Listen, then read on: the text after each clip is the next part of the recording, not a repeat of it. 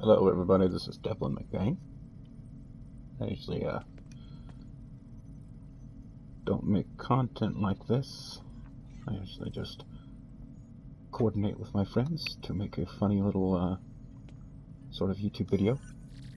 But today is a constant problem that has been said many times that people need a structured response to. I mean, to address video games first. Loot boxes and pay to play, and correlate this to the realities that people who enable this parasitic new way that video games and entertainment has taken. By applying these con man mechanics to other media and entertainment to allow the average person to realize just how predacious and underhanded they truly are. This is content that interests you guys. If you guys are watching, please give me likes and comments back. Here we go. I will be starting with the difficulty of free-to-play games, which is essentially doublespeak for pay-to-win, as opposed to games from the 90s and back, before these companies got so greedy as to target children with psychological methods to suck every dollar from their families, like a blood-sucking parasite.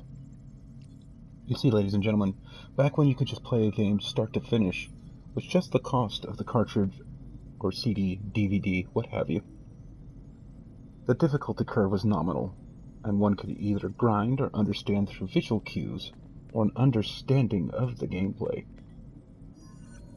mechanics how to overcome adversity in a game, and that was the way to empower the player to let them know through both feedback and progression that they are victorious. The player earned an item to top it all off, and it was a really difficult challenge. The item in question was always a game-changing device that rewards the player with a sense of accomplishment and let them have power. However, today in gaming, gameplay mechanics are spoofed to disorganize the player and prevent planning of any sort of progression to subvert and annoy the player into frustration and anger. If by luck a player manages to overcome a disgustingly overpowered bad guy or puzzle, there is no reward that comes even close to quantifying the sheer and utter hellish difficulty that was programmed by what could only be a complete trollic douchebag coder, incentivized by greed to do so. For if the player can't get past something, the newer games will actually have the audacity to advertise a microtransaction that will easily allow the character to coast by said adversity for a tidy sum of at least 20 USD, or whatever you have in your country, and you can pass as if the game itself was some manner of toll-enforcing highwayman, and still the reward will be a rotten orange peel, or something equally insulting for all the time and effort wasted on what is essentially a digital con artist move. They manufacture this impassable adversity without a single thought of fairness, because it's all about coercing the player into buying a microtransaction, and nothing else. The paying transaction then has bright colors and wondrous sounds that can be tested, and have been tested. They actually research on how to subvert you and suck away all your money with like a panel of scientists. You see, they like to make sure it triggers the dopamine in the player's mind, so they can train us like Pavlov's dog to equate these transactions with victory and happiness, setting us up to be addicted to these things and harvest more and more money. For you see, these companies are more money addicts that once they see the cash flow, they literally lose all critical thinking and reasoning beyond simply squeezing more and more out of you. Now, most people are adults and can resist this to some extent, but you know who can't? Children. And if one looks at the aesthetics of gaming, it is literally all tuned for children who are handicapped in these ways and can quickly become addicted psychologically and changed forever by these mechanics of predation, and will wantonly bankrupt their entire family just to get their next hit of dopamine by opening a loot box that always gives nowhere near the price of one puts into them. And who can blame them when one only these games when only these games are available to them, and all other non-loot box items are weakened and underwhelming by comparison. What is even more vile is that if the game gives you items, they are always the trashiest looking and performing items that do nothing but hinder compared to the wondrous, if you're lucky to get the wondrous ones with a 0.01% chance to catch them. You see, these wondrous things one can find in the loot boxes, whether it be weapons, armor, or even characters, compared to the ones you can actually earn by just playing the game like we used to. These loot box items are always all around better and just try to make you lust after loot boxes to get you hooked on the grab. Or you can resist and have all the other loot box junkie players crap all over you in-game as if you were a dumb blind infant by comparison. Another subversive tactic to get the money, just like the bright colors and sounds the loot box uses to trigger a buy. Only this type of subversion uses one's feelings of inadequacy to fuel the buy, even though the game itself is being inadequate, not the player. And the worst of it is when these season passes that have exclusive game-enhancing content in them as one progresses as a way to continually suck people into this entropic, greedy mess. Things that the game tries to manipulate you into needing by advertising them in bottlenecks, by hampering progression without them, and advertising these items that leads to the season pass, that leads to microtransactions. It's as if the Sith got into coding, sometimes with how hard they try to suck the money from the player like a leech. There is also drip feed, which is the laziest greed tactic. The content that, when compared to already in-game stuff, assets, is both priced 100% to 1,000% more than the already available content. And they are actually audacious enough to nerf the standard stuff and fortify the new stuff, which is essentially a lazy reskin palette swap of standard assets in the game. The next money-sucking tactic is the add-on modules. They are always trashy and overly convolutedly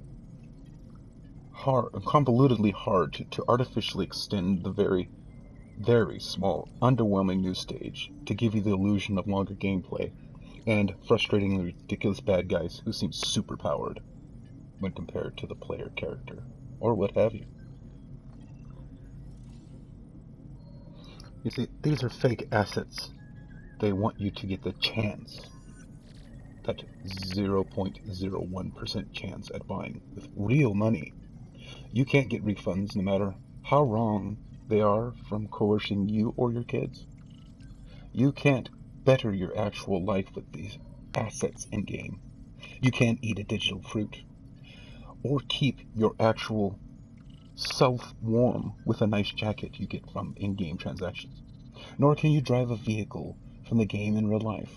They are artificial and fake assets that only you can only theoretically keep until they decide to either delete them or move on to the next game or nerf all the stuff and waste the entirety of the game's community's money once they see that there's no more money that is flowing the way they like, essentially wasting all of your time and effort when they do so. And the sheer audacity to ask the prices they ask are both ridiculous and a clear estimation of their unwillingness to be fair and do any actual work. They try, in every move, to separate you from your money with the least amount of effort they can possibly manage. The way to fight is simply to stop paying. It's your money. You say what to do with it, not them. They can only take advantage of you if you let them, and you buy their games. You must starve these greedy, whorish people of money for their half-baked, underhanded subversions and coercions. Then we would have to put government regulations on them, because they are essentially just a digital casino made to dupe everyone out of all their hard-earned, real-world cash, and make-believe items that do nothing and have no value in real life. It would actually take punitive action and fines to stop them, Because when companies commit these cons, they become money addicts who cannot be trusted, as they will lie and pay off officials with your pitiful money, and doublespeak through high-octane lawyers, which again paid for by your stolen money, to keep feasting like the unscrupulous parasites they truly are.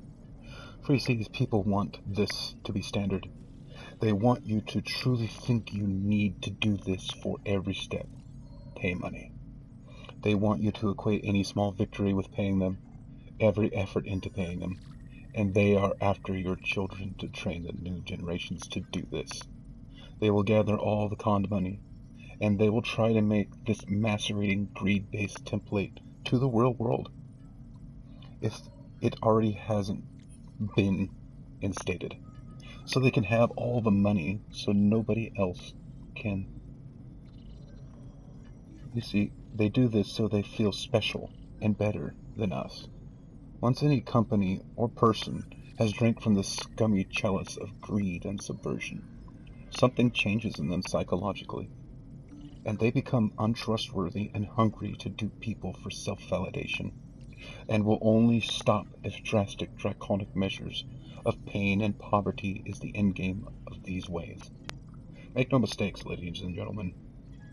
If these people could, they would suck the very marrow and lifeblood from you and leave you a shriveled husk with a smile and a double-spoke platitude. And this is the way they must be brought down and watched closely. This was Devlin McBain, trying to be a voice of reason, and the solution to the drudgery manufactured by the chosen upper-crust takers. And I hope I was able to help you see who the great and powerful Oz truly is behind the veil. Thank you for your time. Like and subscribe if you want to. I'm playing Star Trek Online, which is slowly spiraling down into this nonsense. Leave a like. Share it around. I'm sure someone said it's better than me, but we all deserve our little day. Thank you.